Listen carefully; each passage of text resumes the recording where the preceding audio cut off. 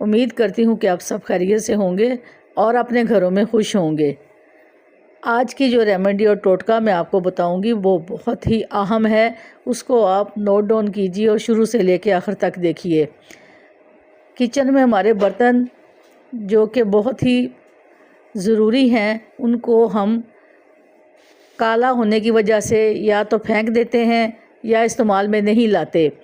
और आपको पता है कि महंगाई कितनी हो चुकी है, बाज़ औक़ात गैस नहीं आती तो हम सिलेंडर पे काम करते हैं और सिलेंडर में से जो कालख निकलती है वो इन बर्तनों में जम जाती है और ये बहुत काले हो जाते हैं। और हम इसको जितना मर्ज़ी रगड़ रगड़ के साफ़ करें तो ये सफाई इसमें नहीं होती। तो मैं आपको क्लीनर बनाना सिखाऊंगी, क्योंकि महंगाई की वजह से हम बर्तन नहीं दोबारा बार बार ख़रीद सकते, इन्हीं को क्यों ना हम साफ़ करें। और ये क्लीनर जो बना रही हूँ, आपने इसको बहुत गौर से देखना और इतना आसान है कि आपका ये 100 रुपये में सारी चीज़ें आ जाएंगी थोड़ी थोड़ी करके। तो आप इनको मिला के मिक्स करके एक बार इस्तेमाल करके देखें कि आपको कितना इसमें फ़ायदा होगा और आपके बर्तन चमक जाएंगे। इसके लिए मैंने थोड़ा सा पानी लिया है और इसमें मैंने कास्टिक सोडा डाल दिया है और उसको मैं मिक्स कर रही हूँ पानी में।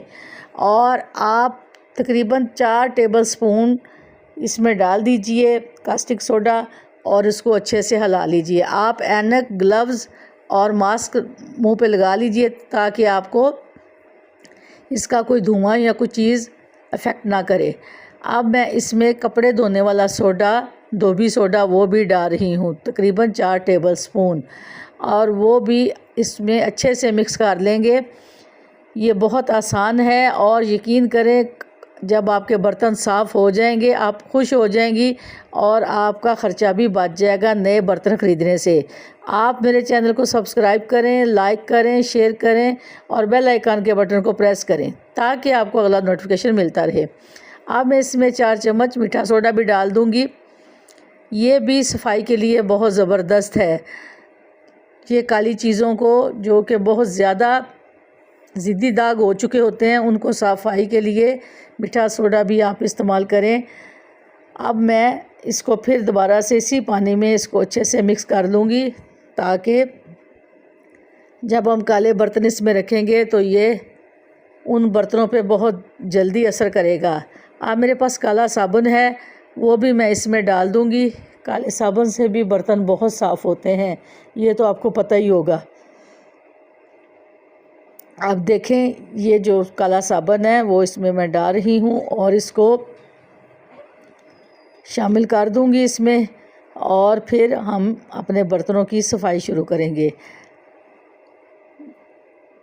ये कोई इतनी चीज़ें महंगी नहीं है, आप इन चीज़ों को थोड़ी सी लागत में घर में तैयार कर सकते हैं और इतने इतने कीमती बर्तन जो कि हमारे ज़ाया हो जाते हैं और उनको हम दोबारा साफ़ करके इस्तेमाल में ला सकते हैं। आप इस तरीके को ज़रूर नोट डाउन कीजिएगा। और वो बच्चियां जो भी सीख रही हैं और उनको आजकल छुट्टियां भी हैं, वो भी ये इस तरह की चीज़ें सीख लिया करें ताकि ज़िंदगी में काम आ जाती हैं और आप ज़रूर बर ज़रूर इसको इस्तेमाल कीजिए। अब ये मैंने चारों चीज़ें इसमें मिक्स कर दी हैं और फिर मैं आपको बताऊंगी कि जो मेरा काला बर्तन है इसमें डाल के आपको सफाई करके दिखाएंगे। और आप जब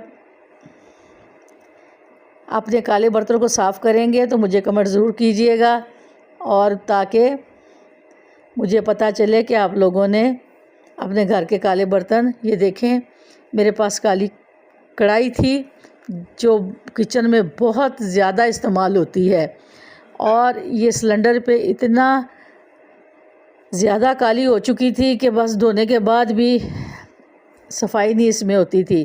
हर तरह का डिटर्जेंट और पाउडर बर्तनों को, ये कढ़ाई मैंने अब इस टब में डाल दी है जिसमें मैंने ये लिक्विड तैयार किया है। और अब इसमें मैंने कढ़ाई रख दी है और कढ़ाई में पानी भी डाल दिया है ताकि इसका बैलेंस ठीक रहे, नहीं तो ये एक तरफ से झुक जाती है और कढ़ाई इसमें थोड़ी सी डूब जाएगी, इसलिए मैं कहती हूँ कि आप इसमें थोड़ा पानी डाल लीजिए। अब बैलेंस पूरा हो गया, ये खड़ी हो चुकी है। अब आपने इसको तकरीबन 1 घंटे के लिए, ये बहुत कम टाइम है, हो सके तो 5-6 घंटे इसको भिगा रहने दीजिए।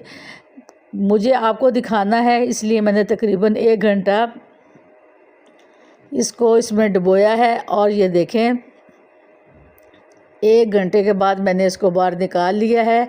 अब आपके पास अगर मोटी तारें हैं, मेरे पास इस वक्त नहीं है, मैंने स्कॉच ब्राइट लिया है और बारीक तारें और जाली जो कि बर्तन धोने वाली है वो भी आप लें। मोटी तारों से ये ज़्यादा बेहतर साफ़ होगा।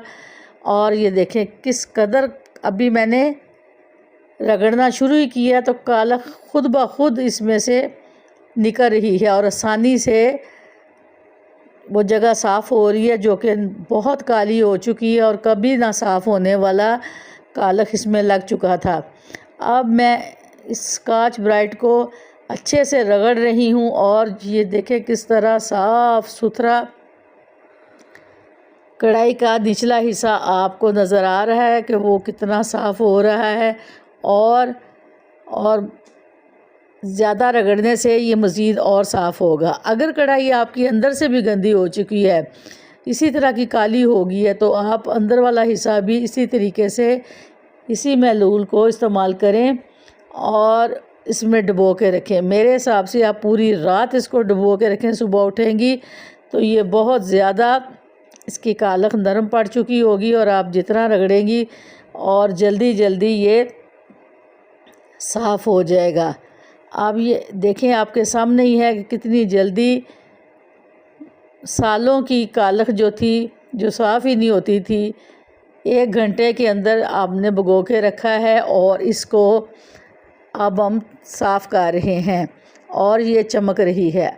अभी भी इसके कुछ हिस्से पक्के हैं, लेकिन मुझे आपको दिखाने के लिए बड़े बड़े हिस्से जो जितने साफ़ हो गए हैं, जिनके बारीक हिस्से हैं, वो इसको मैं दोबारा भिगो के रखूँगी। इंशाल्लाह वो भी साफ़ सुथरे हो जाएंगे। लेकिन माशाल्लाह से अब ये इस काबिल हो चुकी है कि आप किचन में इसको रख सकते हैं अपने बर्तनों में, साफ़ सुथरा चमकदार, और आपके बर्तन इस्तेमाल के काबिल हो जाएंगे और आपको ज़्यादा लागत भी नहीं लगेगी और आपको नए बर्तन भी नहीं ख़रीदने पड़ेंगे। माशाल्लाह से देखिए ये टोटका कितना शानदार है, आप इसे इस्तेमाल करें। अगर आपको ये टोटका पसंद आए तो मुझे कमेंट ज़रूर कीजिएगा।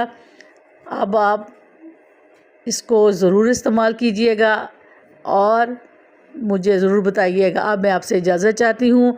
अल्लाह हम सब के लिए आसानियाँ करे। अल्लाह हाफिज़।